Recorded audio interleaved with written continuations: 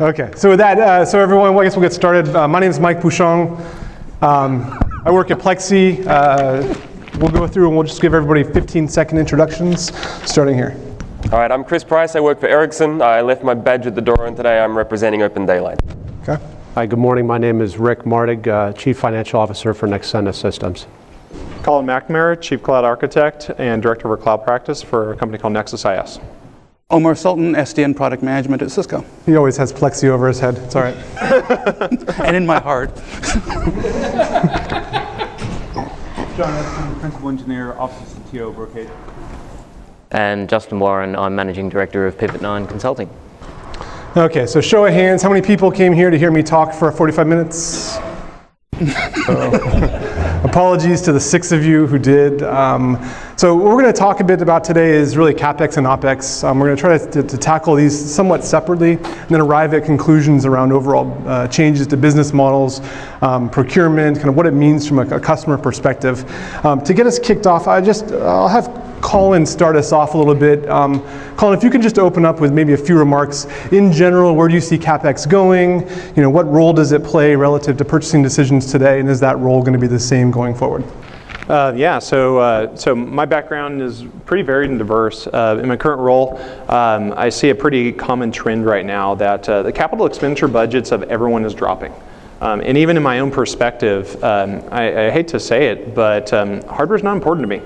The capabilities of hardware are. Sometimes those forwarding layers implement things uniquely, but most of the time, most of the value that's created in technology today, I see implemented via software, and Intel is the arms dealer to the world, providing really good ASICs. There are other ASIC providers out there, but I'd say every day that ASICs are less and less important, that commoditization and white boxing is happening as we move our value proposition to software. So we'll consider the gauntlet thrown, hardware doesn't matter. Yeah, I'd say it doesn't matter much anymore. Cisco, do you care about that? Let's always sit next to each other. Hey, I love you, buddy. I mean, all joking aside, right? So if hardware doesn't matter, then what's that mean? You know, how does Cisco see the world? How does Brocade see the world? So, I mean, I think hardware does matter. So at some point, you need infrastructure to move packets. I think it's a matter of adjusting and finding hardware that makes sense and marrying your requirements to the type of hardware you need. We had the discussion a little bit earlier about, where does it make sense to have, your data plane and your control plane being run on x86 servers versus, high-end silicon. And I think there's always going to be a variation of requirements. I think you need to have an approach that doesn't lock you in based on some dogmatic religion, but really being able to find the technical solution that matches what you're trying to accomplish. Yeah, you can even run into some trouble mixing up. Is there oh wait, are we on? No. Move your mic closer to your mouth. There we go. Nope. Nope. So. As he's figuring that out, there's a good answer to that too, which is that while the forwarding plane can be useful and you can make it more or less useful with specific ASICs and hardware architectures, there's many drivers of why you consume one. What makes it useful is the software. Absolutely. I mean, I think there's certainly no argument that the software is important. And a lot of the value of the hardware is really extracted by how good the software is. But I think also, I think it's unrealistic to take the argument to the extreme and say, hardware doesn't matter at all. I think at the end of the day, it doesn't matter to me. Well, I'm not putting words in your mouth. No, I mean, in my role, in managing cloud and SDN development teams as well as business process teams, so an agile software development team, honestly, you can plug in a UCS server, a DL580, a Open Compute server into my build system. Mm-hmm. It absolutely doesn't matter. Now, there's times if we're building something on like Open Daylight, doesn't matter. Mm-hmm. If we're using APIC Enterprise, one of your products, it has tight connections to the software that's on your router. Mm-hmm. And then, absolutely, the forwarding plane and software is specific to the function you must deliver. But my day-to-day, I mean, literally, we have code that configures hardware. Yeah, but just as a question on that, you're talking about hardware. But hardware doesn't necessarily mean CapEx. Thank you. So how are you paying for this sort of stuff? Because, are you still capitalizing those costs? But I think the challenge is that we have made that assumption that software is OpEx and that hardware is CapEx, and that's not really A, accurate in all environments, or B, going to be accurate moving forward. And if you want to get very accurate in the conversation, you have to agree on terms and so forth. And so I think that while most people look at it in these different boxes, as you said, you have to look back at what the goal is. The goal is nimbleness. The goal is gray goo. I just want a data center of gray goo. And I want to say, you're a router. And then switch. You know, I don't want to have to worry about what I'm buying today being the right thing to have 3 years from now. I want to know that what I'm buying now is going to be able to handle what I need tomorrow. And so essentially what I want is nimbleness. How I get there is probably going to be some combination of, you know, commoditized, or I should say generally available ASICs with some custom ASICs to do some kind of offload with a lot of really, really, really clever software. But you got to remember what the goal is. The goal is nimbleness. The goal is agility. The goal is failing faster. So how many people in the audience have budgets? So how many of you people have a goal that is you have to add capacity and stay within your budget? So I agree with some of the gray goo stuff, but I think at some point people do make decisions. So how does CapEx intersect the decision-making process? And maybe we'll go to that side of the table with Chris and Rick. I mean, I think you guys are both in positions that you guys can talk a little bit to this. Maybe I'm going to let you handle the financial decision process. I think where we started was hardware. People care less about hardware, and that's the trend. And being Nexenda, we're software-defined storage. It's not a commercial, but we believe it is. The trend is to more software. And data centers and the solutions is driven by software. And what that's going to do is, what we've seen is, as more data continues to accelerate, IT budgets have continued not to grow at the same rate. That's kind of stating the obvious. I think what the IT managers need to manage now is, with smaller IT budgets, they're looking for solutions that will be driven by software. If it's software-defined networking, storage, it's an all integrated solution. So I do think the trend will continue, and more so, and it'll accelerate. Budgets will be tighter, and then you have to figure out what's the right solution you're going to buy with those minimal dollars. And I think it'll move away from CapEx. Because CapEx, I think it'll move more to the operating expense model, which we'll talk more on that later. But don't you think it's also likely that if we do see a massive shift where everyone's basically putting all their dollars into OpEx, this completely skews everyone's depreciation, the way capital assets are handled and so forth, that you're going to have something else break in the system that's going to cause equilibrium to come back in. Because I mean, essentially what you're doing is the whole reason why we were focused on capital assets before, was because we liked depreciation. Now depreciation are handcuffs. Now we don't want depreciation because it's too long. And so now we're trying to go back away from CapEx to OpEx because we want the nimbleness. And it's like, okay, well, we can yo-yo to a bit, but let's try to get better each time. And maybe we should be questioning how we're defining OpEx and CapEx. Yeah, that's sort of the wrong way to think about it, though, as running a business. That means that you're making your business decisions based on whether you have a desire to do CapEx or OpEx. That's kind of us about. But you have to be honest about what you're doing. You can't hide a bunch of CapEx by, I don't think it's hiding, but you it's totally can. Kind of just understanding. I think it's understanding the trade-offs you're making, right? And eyes open. Yeah. Well, I think, I just speak from, this is my perspective, and can everyone hear me? Yes, no? Yes. Perspective versus opinion, right? And my own perspective for when I'm doing, my teams are responsible for releasing code, right? For developing software, and that's for pay, is that to be able to track our expenditures linearly with the revenues and margins, right? To not have to go ahead and build ahead. I mean, we use Amazon very heavily, internal OpenStack, different platforms for our own, for modeling SDN controllers. Open Daylight is one that we've had for over 12 months internally. For modeling that, literally our own build engines are abstracted to a point where we can expand them to leverage very rich features, like some of the stuff that Cisco's coming out with is really neat. Right? But to have that base level of kind of IT service catalog, need to be able to simplify it to the lowest common denominator, because there's a couple of trends that also come along with that I think IT is starting to deal with, which is composable systems. Things that we've done on the service provider side, being able to switch between vendors. I'll say the best way to negotiate with Amazon, for example, is just to move your workload.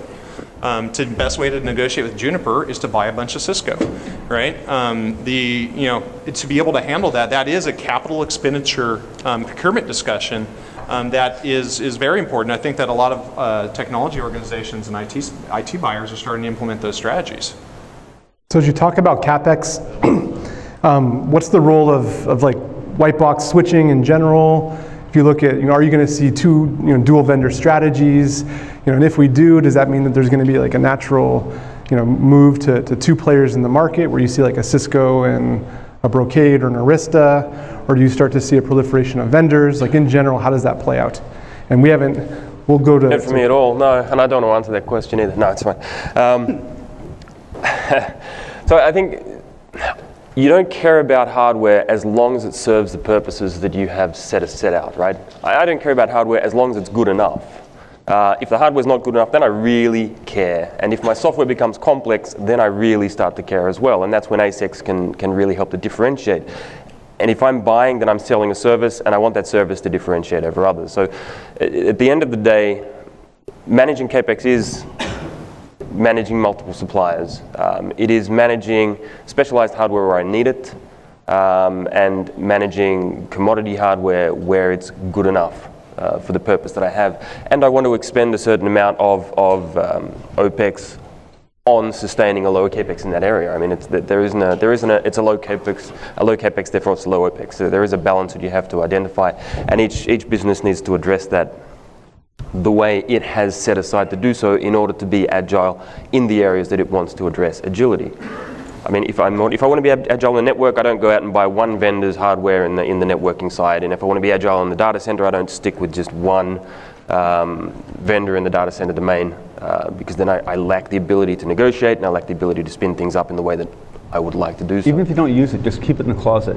Make sure they know you have it. Yeah, exactly, yeah. Even more than procurement, right? So some of the stuff I've been working on internally for our own products, but also with different customers, is some of the stuff used back on the service provider days, right? Where in the service providers, if you're like ID Analytics, my last startup is back in for LifeLock now, always had 2 different security controls, so Juniper and Cisco.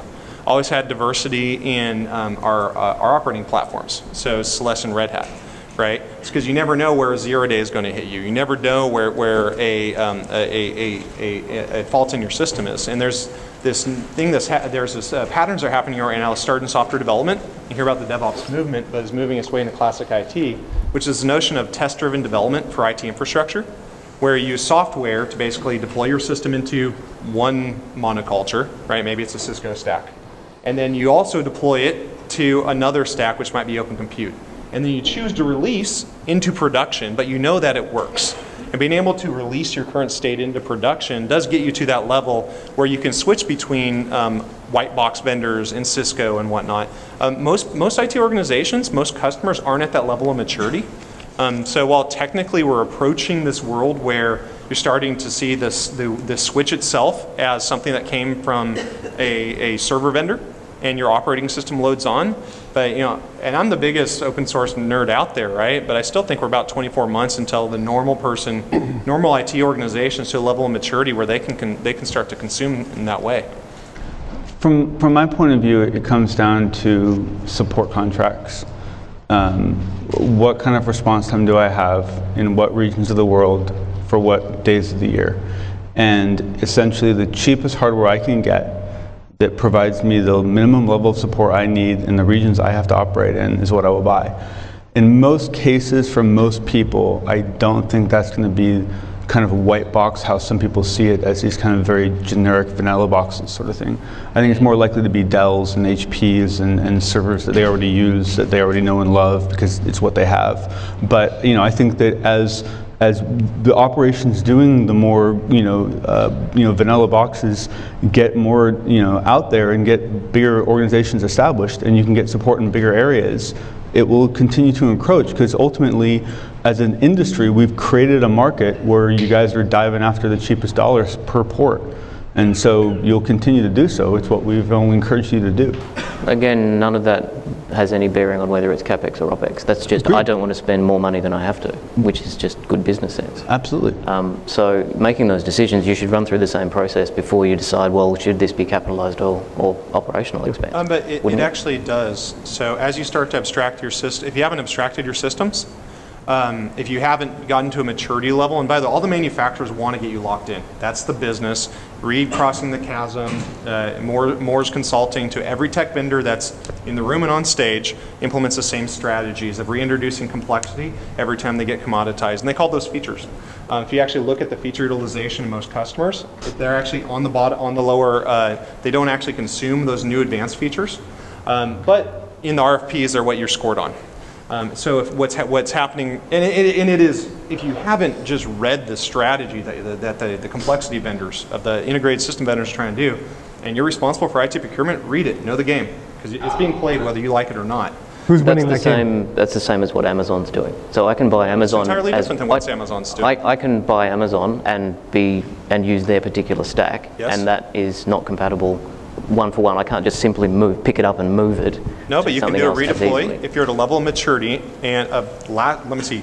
Last week in front of my executive team, did a DRBC event and the entire software development stack and a cloud modeling stack and moved from Amazon to a local VMware cluster. Yeah. It is just a maturity level. Now, if you choose to always write to a specific API or use a specific feature, by the way, that's what every vendor, cloud, hardware wants you to do. Lock into our stuff. And it's a carrot. It's a carrot. Come on. Yeah. Come on. You want this, don't you? Come on. And it is more complex in the short term to write levels of abstractions, right? And by the way, you can read a book, The Fundamentals of Systems and Network Administration from 1982, and it says this, right? Or 1986. That you should be abstracting from the hardware you consume. You lose the ability to, deploy to a different DR site, to deploy to a different cloud. And Amazon absolutely wants you to get locked in their features. You know, the Cisco's ACI-enabled cloud, absolutely. They want to create the ACI features that have such value that you lock into it. It's your choice in the community to write abstractions into your service catalogs, into your release management procedures, to be able to fight that. And if you don't, you're going to pay, literally. So I like ending this part here by saying Cisco's trying to lock you in, so we should move to the CapEx, or the OpEx piece. No, I'm not trying to talk bad about Thanks, Mike. No, I like the point. I'm with you. I am tracking, you and I, buddy, right here. We are eye to eye. But you got to admit, it's an odd strategy, right? I mean, essentially, ideally, I would think you'd want customers to buy more stuff from you, because the last time they called support, it went really well. And the last time they heard about someone else buying that product from someone else, they didn't get sticker shock and discover that they were abused by the pricing scheme. And they didn't have all these bad memories, and they didn't have all these reactions to it. And you got to wonder, I mean, how much of it is us, kind of skewing them to behave this way? Well, a lot of the day we talked at the box level. And these are really systematic decisions. So you don't buy a box in a vacuum. It's got OS, it's got management, it's got support, and at the end of the day, that's the thing that you evaluate when you make a buying decision. It's how much risk mitigation, how much work are you willing to do. For you, you know what, I want to I got customers, they want to get their hands dirty, they just want access to the box, they'll build the features they want. They have others that say, you know what, I want someone else to handle it. I want to go focus on applications, I want to focus on my customers, I don't want to have anything to do with getting my hands that dirty. And it's really kind of finding where, have an understanding of where you sit in that spectrum, and then understand the costs. And that's a lovely business discussion. That's a really good trade-off where you're saying, hey, we want to specialize in this, we want to outsource this, we want to basically look at those trade-offs and so forth. But once again, that doesn't necessarily get to CapEx or OpEx. Well, that's where the business discussion comes in, as customers don't care about technology, quite frankly, and businesses, their own customers don't care. Because for them, they only care so much as it helps them run their business and sell their products or services. How they do that is up to them. And how they fund that depends on where they see value. So for example, if you wanted to capitalize the costs, that's because you see that there is some value created for you to own that asset and to put it on your books, and it will generate revenue for you in excess of that asset. Yeah. If you can do that. For each customer, you can have renting it. Makes sense. Companies rent a whole bunch of things. People don't buy airplanes anymore. They rent them. Lease, stair-step lease, fractional consumption models. But then there's also the time to market. So one of the three things that I focus on internally is quality, velocity, and governance. Those allow inside any service to be able to develop software or release features to the business. And there's some cases where capitalizing an expense will take me 6 weeks to go through our internal processes, internal approvals, hardware procurement, and manufacturing. But then I can get a system up in roughly 5 minutes if I just go and call the Goddardam commoditizer run, which, by the way, the Goddardam cloak is from the fall of the Norse gods, which I call the fall of the tech gods, to go ahead and spin up a system at Amazon and bid for the lowest price instance. I can scale to hundreds of engineers and salespeople modeling something like that. And in that case, it is going from a capitalized expense to an operational expense, and that I can actually drive a one-to-one relationship of work that my engineers or sales teams are outgoing and showing policy networking, or showing the Open Daylight controller with Mininet, right? Showing what you could do with it, where I can basically have, okay, I'm going to, with the lowest cost necessary, I can spin up an instance for an hour. I can do a spot instance, so I'm paying pennies on the dollar. By the way, I can do this in OpenStack Cloud too. It's interesting that then I have a one-on-one relationship. I can control my cost of sale. But that hourly aspect is important, because you have to be able to create and destroy with equal abandon. Yeah. Because I mean, ultimately, the part of the challenge is that we create features as vendors that we want you to use. But then we make it so difficult for you guys to upgrade the equipment, swap out the equipment, change the equipment, and so forth, that we create our own barriers to our own features. Yeah. If we essentially lower that barrier, make it cheaper for you to build networks, you're going to build riskier networks. If we make it easier for you to deploy networks, you're going to deploy riskier networks. You're going to take more risk, and we're all going to evolve faster. So it's interesting that pardon me, you were making some of those decisions based on agility because your finance model internally within your company was rewarding you to go with OpEx. That wasn't actually a decision of, well, we'll weigh these up. So actually, that one's faster for me to account for internally, which is very similar to the reason why Salesforce and all of these other cloud type companies took off, because the business was sick of waiting for IT to go build stuff and just grabbed a credit card and went, I can just buy it today.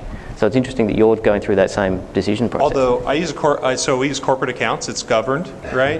There's levels of authorization, but fundamentally procurement has been shifted in my development model, and also for our engineering cost model, which is part of our sales cost model, is that that procurement has actually shifted to a program, right? And that it's all authorized. It's through the CI systems, the software development systems. It's all tracked, and most importantly though, it allows me to get features to the market quicker, to develop software quicker, as my teams do. I'm a horrible programmer.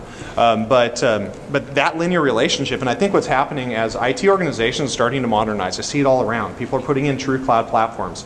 They're, God forbid, putting in a billing API internally, right? Being able to do some sort of things where development teams like mine can connect in. Right, so it's more than just the time to market. It's also, as we go through our own DevOps transition internally with 300 plus engineers, that it gives our internal managed services and IT organizations the kind of the headspace, the room, that they're not dealing with our constant request as they implement their own processes, as we start doing Scrum of Scrums, as they start managing the cloud platforms internally. Because there's this shift to OpEx that gives your IT organization time to start to learn to operate in this kind of cloud DevOps model. There's a second pattern there. So you said the word OpEx, and so I'll use that to very gracefully transition from CapEx to, what was that word you said again? OpEx, that's right. So you guys have talked a lot about procurement and kind of procurement costs. You said there's hardware and software procurement costs. It's not just CapEx being hardware. If you look at OpEx, in software-defined STAR, data center, storage, networking, whatever, there's a lot of discussion about kind of the OpEx advantages, and people are starting to build use cases around you're going to save X amount of dollars if you move to a software-defined world. So when we talk a bit about that OpEx side of the equation, and we'll start here with Justin, and then kick it down to the other side of the table, just to make sure we bypass the three guys in the middle for a few minutes. We're lucky to have Colin on our end. We don't have to speak much. So OpEx I'm seeing a lot for similar sort of reasons. So customers I'm seeing moving to OpEx because it's easier to match OpEx with the value that's being created. And I mean, in financial terms, you want to do that anyway. You want to match expenses with when the value is created. When you say match, do you mean conceptually, or do you mean like I can drop an OpEx model, I can map it, I can instrument it and measure it? No, one of the core principles of financial accounting is being able to match expenses with when you incur expenses with your accrual models. Yeah. So when you expense something and when you generate value, you want them to match so that you can track that. Well, I spent that money and that generated this money. And that's easier to do when you don't have to do a big CapEx spend every 3 years, and then make sure that your modeling slices it up internally in the right way. Whereas if it's OpEx, well, they have bought this many Salesforce licenses and that's directly equated to that level of sales, it's easier for you to then track some of those softer costs that have traditionally been really difficult to model. And IT organizations, again, in general and in my experience, have no idea how to run a cost model. Yep. Like on their existing costs that is something that BCG and other consulting agencies like that made billions of dollars in the 80s by just going into companies and saying, let's find out what your costs are. So I can see a real trend for IT organizations going through what happened in the 80s and learning where all of their costs are. And some of that I think is going to be driven by this operational spend, will start to surface, well, hang on, what do we actually spend on all this stuff? Exactly. I mean, at the end of the day, you're trying to ship a service, right? And if you can map that service to a cost, which is what you're talking about, mapping this rolling out of an activity to an OpEx cost and being able to track that in a meaningful way, then as I roll out a service, I know the cost of rolling out that service. If it's not tied to an acquisition, like a CapEx based process, which is going to take some time, if it's literally just spinning up some capability based on some licensing that I have a very low barrier of entry in order to deploy a service. So I can get things more agile, I can roll things out much faster, and I can match that cost as and it's easier to demonstrate the lack of it as well. Exactly. And if you need to ramp, if you say this is really going to work, let's spin it up more, then you ramp and spin it up more, and the OpEx cost goes up, but so too does the immediate income, the immediate return. And you're not acquiring over 3 years to a service which you hope to do. So allow me to ask the CFO if that's true. Yeah. No, I think some good points here. I think there's a natural migration more to the OpEx model today.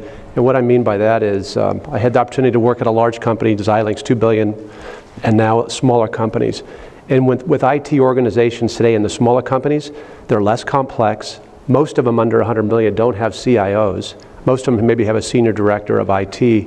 And the technology is changing so much. And what that's forcing them to do is do outsourcing, Salesforce, NetSuite, go to the cloud. And it moves you naturally to an OpEx model versus the high capital intensive, I want to buy this capital, I want to manage it, I want to migrate to the next generation, I need people technically deep enough to manage it. I think that is becoming less and less. And we talked about it earlier in the beginning about moving away from hardware to software. That movement is helping that migration. So what I'm seeing is a much faster migration to this OpEx model, and that's how we plan for it from a financial standpoint in a business. And further on some of what we've been talking about, this whole DevOps and cloud type models, one thing that is important for people to understand, one of the best values of it is that you get to turn it off quickly. It's not just about spinning it up. So that means that as a startup or as someone who's doing something quite lean, you can try things by just renting it, and then if you decide you don't want it anymore, you just stop paying for it. Whereas if you went and bought an entire server farm, well, it's still there. What do you do with it? So capital assets make you risk aversive. Yeah. I was drawing out our own internal process. So let me see, actually just over 12 months ago, I got 1.2 million, part of a $500 million systems integration firm. 1.2 million to go explore, how the shift of spend from IT to software developers is affecting our business, and to test out a couple of different, let's call it product ideas within this. My own, so that was both a consultancy, but internally I'm an IT customer now. I could choose whether to spend that on servers, which add me no value, or creation of intellectual property and validated market tests, which add extreme value. That choice, and back then we were a $360 million company, right? So grew 40% last year based on some of those choices. And so that is a really good example of just, I'm a technology buyer, I'm a line of business. Literally, I run a line of business. And that choice allowed me to focus into hiring really smart people to create intellectual property, and the intellectual property gets reused. And then the second point on this, when you talk about the shift to agile, part of this agile business, if you read Eric Ries or Lean Startup, or if you're running an agile team internally, your software development teams and your line of business work closely together, usually every 2 to 4 weeks, releasing a feature back in the business.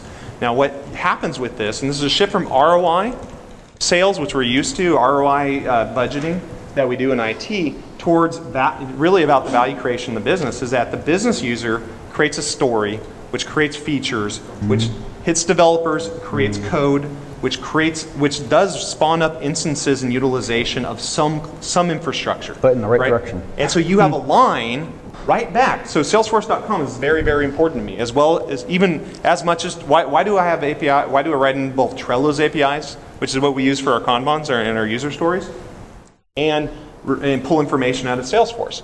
So I can actually draw a line between our source code repositories, our effort in our internal project management, and what the effect is on the business. And once that happens, now I have a link between the operational expenses that were run every, say 100 engineers spin up an Open Daylight demo or Epic Enterprise demo. well, then I know exactly how many deals that sold. What was the revenues that get sold? What was the licensing? What was the margin on that? What extra product categories? It's just a real world example of how being able to scale that to 300 plus engineers immediately. One, the only way to do it is an operational expense, but two, it allows me to conserve capital. And so that I can basically place very, very small bets instead of doing the classic ones. I'm going to build a cloud provider and hope someone comes. And it creates a normal currency for you to look at things on more equal terms. Now you really know the cost of doing things in IT. Now you can really measure them properly. Because one of the complaints I hear from some friends is that once they actually try to hire a developer into the group, that developer gets pulled in engineering. And now that guy's part of that engineering task schedule. Right? And now suddenly, once again, all the IT projects are getting knocked down to the bottom of the list. So basically, he needs a way of going in with equal currency and essentially now arguing for IT projects on the same priority schedule as engineering projects. Which, let's face it, if we'd all been doing to begin with, we wouldn't be in this situation. The problem is we've let all this stuff happen under the covers and in the back alley. And so essentially, we start being a lot more honest about what these things cost, and we can have a lot more clear conversations about what we're doing and why we're doing it. So what keeps us from being honest about what they cost? Information. Most people don't have the information what costs are. There's not a lot of cost transparency. I mean, they're not instrumented. Sometimes they don't care, right? I mean, a lot of times if you get a project from a line of business, it's not built around cost, it's built around a performance characteristic or scalability characteristic or something else. So that shapes the conversation. A lot of what we've talked about here is a brand new skill set for everyone involved. I mean, it's like, 3-4 years ago when power became a big deal. People didn't understand how to do power budgets in their data center. Most network engineers didn't, and they were forced to. What we talk about here, and being able to understand transparency, how to instrument all these kinds of things, is a new skill set that we need to develop. But that transparency is important, because part of what we're talking about is a lot of people will use information differentials and price differentials to take advantage, and some of it's just capitalism and greed. And so a lot of this is getting much more honest about how, imagine getting to a point where there really are open exchanges where your own group of VMs can decide on their own which cloud to go to based on what power and cooling costs right now. Yep. And then the next group can look at now. Right, and you can actually really get to that point. That requires a lot of transparency. In order to get from, so imagine that we live in a state today that's the kind of doesn't look like that, right? And we have to get to something that feels science fiction-y to anyone out here. Like when you say that kind of stuff, it's like that's not close to the network I'm building, right? Most people aren't quite there. And between where we are and where we're going, there's a bunch of, we'll call them professional services. Well, there's a bunch, but there's also a bunch of buying patterns and vendors who sort of drive how we talk about, how we educate, how we market, how we sell, how we deploy. So is it in those vendors' best interest to facilitate this move to where so that resources are extremely fluid? Because this is a traditional role. I think so. I think for a vendor that can provide integrated billing APIs or provide the tools for that transparency, I think it becomes a competitive advantage. So how are vendors helping customers to actually understand this new shift, to understand their costs and some of these financial type things that are away from speeds and feeds? So is that actually a role that technology vendors should play? Traditionally that's a system integrator or consulting role. Declare an interest, that's what I do. But that's why we have jobs, quite frankly, is because there is a need there that we fill. Should vendors, my view is that I think vendors should be helping to educate customers more about how to do a cost model for really evaluating, is this the right choice for me? Whether it's one of your products, whether it's a different one of your products, maybe it should be a competitive product. That's a pretty risky maneuver for some sales guys to do, but I think that any vendor who does do that would be able to develop a deep partnership with the customer. But that goes against the model that exists today where a lot of vendors feel they have to trap customers with support contracts and upgrade danger and integration issues. When you say a lot of vendors, can you clarify for the audience at home? I will absolutely not do so. But let's face it, if you build good products, you build good support, you have a good field staff, people like interfacing with your company, they're going to buy more stuff from you. If you have to entrap them, you might want to ask what's going on. So Rick, I don't know if you have so you have probably the most financial background in terms of how you actually run these companies. You've been in those rooms when some of these decisions are made. We start talking about overall models. Do you see, as we talk about CapEx, we talk about OpEx, do you see these models changing? How does this play out, like from a company perspective, both on the kind of consumer side and then also on the maker side? I think it has been changing. It'll continue to change. I think just to finish on the thought down here was with the customers, the solutions being sold to customers today are so complex. And you have to educate the customer on what they're buying, and sometimes people use TCO. What's the total cost return that you're getting? What you're selling them? It's not only the upfront, but then we talk about service and maintenance in the later years. It's educating the customers on in the sales cycle. But in terms of the impact of what's going on, I think there's an impact to the customers. So we talked about it before, is because it's so complex, the customers' buying behaviors have changed, that they don't want to own this. They don't want to own it. It's too expensive, and they can't manage it. So they're going to move to this OpEx model. I think it's going to be a natural. The other thing we didn't talk about here is, and from a data standpoint, is what some companies have critical data. And maybe that's their core competency. They want to manage that, and maybe they're willing to invest in CapEx to support that and manage that.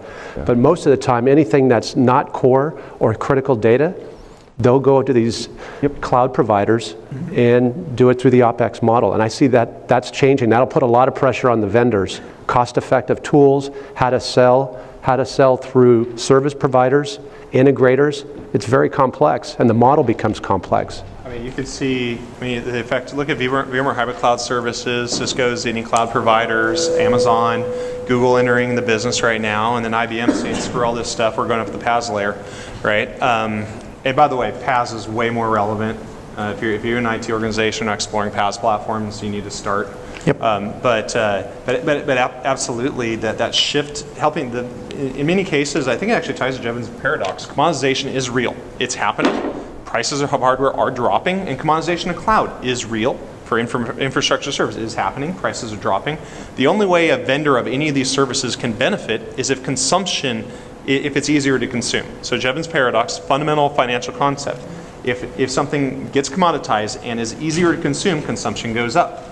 And so the challenge I think a lot of the infrastructure vendors has is that classic innovators dilemma. They fund their businesses through a classic business model where a lot of people still buy in. The future of their businesses are in this fractional consumption model, and it takes a risk. I think a lot of vendors are working together to take this risk in open source, in OpenStack, in Open Daylight, where they're starting to abstract what you as IT consume from the forwarding layer that is consumed. If you look at app policy, Open Daylight, OpenStack, this is really, there's a lot of the vendors that we see compete actually put their badges away and work together in an attempt to provide the common IT consumer with something that they can provide permissible abstraction on and consume whatever hardware they want to. And once they check that box, oddly enough, people buy more. Yeah, I would add to that. I would say, I mean, the reason we're having this discussion today has a lot to do with open source. I mean, Linux. Without Linux, I would actually throw the gauntlet down and say we wouldn't be where we are today if we were still competing on operating system. Oh my God. I see there is a future. Wow. You like that one? That's dark. There is a future where the operating system becomes a network operating system. Everyone talks about the network operating system, and the network operating system in my mind needs to be open, and it needs to be programmable, and it needs to provide this demarcation where I can separate what I have to acquire to where I can be agile and run my business in an operational manner. And there is a clear demarcation. OpenStack, Open Daylight, Linux remains there. This is that borderline that we're trying to define as an industry, and this is, I think, where we can help essentially create an environment where this OpEx type business model can be applied. I mean, in parts of the network, I want OpEx. I want an OpEx-driven business model where I want agility in my network. Well, and I think also the one important factor about open source and information technology, whether it be networking systems, storage, or PaaS layers, I think, again, PaaS, very important to think of right now, is that used to be where the network manufacturers, we'll call out Cisco for a little bit. Since the late 90s, all the senior network engineers in the world would go, let's say 2003, throw a time out there, would go to Cisco Live or Networkers and wait for Cisco to tell us what routers we had today. right? And then the systems integrator will say, you know what, I have access to resell this and you can't buy it direct, so you have to talk to me to get more information about it. And then as a customer, you'd say, okay, and I'm going to implement this, it'll go in a lab, and 18 months later ends up in production. We all felt special. Right? And we all felt special. And then Tony got pissed, and a whole bunch of people went to Juniper, and then we had two choices. And what's happening now, but we were still constrained from as a customer, as an operator, to allow someone else to invent. And so what's happened with open source, it's been a slow crawl, but since with OpenStack and Open Daylight, it's leveled the playing field of invention, where you as an operator, if you make minimal investments in software development skills, and you start with consuming, contributing use cases, bugs, being part of the community, have an equal opportunity to implement a feature in networking, in systems, in stores, the features that you need, and bind together. Imagine if all of you in the room were developing together a feature. You'd have more power than Cisco. And that's one thing that's happening right now.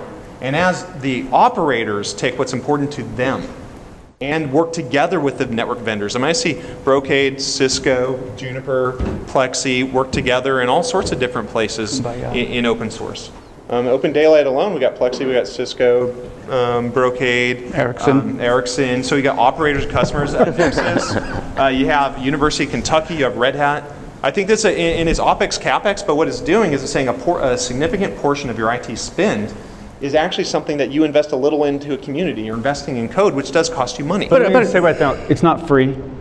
No, it's not free. As we all saw with our latest little bug in OpenSSL. So if you're using open source and you have an extra hour, do something, give back a little bit. This is a community effort, so please, if you want open source and you like open source, give open source. You use open source. You use a Cisco router, you use Nexus switch, you use Linux, right? You use a Dell switch, you use Linux. So it'd be really nice if some of these vendors actually gave money back to the people who are writing all this code that has bugs in it, because there are two people and they don't get paid. So Cisco makes billions of dollars, and it has a lot of open source stuff in it. I'm not, so, it's easy for me to rock on vendors, but I see Dave Meyer over there from Brocade, who contributed, I believe, 5 contractors to the unsexiest thing on earth, or one of your employees, the matrix up, to user documentation on Open Daylight, to making things easier. I see a bald, crazy Russian somewhere around here whose teams at Neuro are working together with Plexi and a little bit with my teams to go ahead and simplify networks into policy-driven engines, right, for application policy in Open Daylight. Those are real developers with real money that cost real money, but also that do corporate support of both OpenStack and Open Daylight from sponsorships. I'd say people do put money into it. Okay. So we are mere seconds away from chicken wraps and bread witches, or something like that. I don't know what lunch actually is, but it's something like that. Are there any last? We'll give everyone kind of a last moment. You get a sentence. You can use a semicolon if you're clever. But we're talking like short, right? So we'll see. Why don't we work our way? Omar's taken a bunch of beating and hasn't talked a lot. So we start with Omar, and then we'll kind of work that way, and then we'll wrap and finish with Mr. Hudson next to him. I think they're all good conversations. Move to CapEx, shift to OpEx, co-creation. I think the important thing is for it to be an informed decision. Understand what the options are and what really is important to what you're trying to accomplish. Yep, we'll go Colin. Yeah, so I think that I actually agree with you that there's a huge shift to commoditization, a huge shift to open source, but people forget it's a process shift, it's operating model shift. Fundamentally, to be able to achieve these benefits, you have to shift from an IT operational model to a development operational model, and that really is the first thing you should look at before trying to figure out how white box is important to you. No closing. You got nothing? Okay, we're faster. We are that much closer to a wrap. All right, so a sentence with a comment. I think if you don't want to touch it, invest in CapEx. If you want to play with it, take an OpEx model. There you go. Nobody tweet that. That's no. You get all kinds of weird responses and be put on the wrong lists. Get some interesting Autobots. Don't want to touch it. That was the model. Okay. Credibility. Justin. I think this is just an indication that the IT industry is growing up and behaving just like every other part of a business, which is good to see. Mr. Hudson, bring us home. The software-defined data center, it's a when, not an if. Okay, and with that, Let me leave you to your sandwiches, breadwiches, whatever it is that awaits you outside those doors. I promise you it's a magical, mystical place. Thank you guys very much.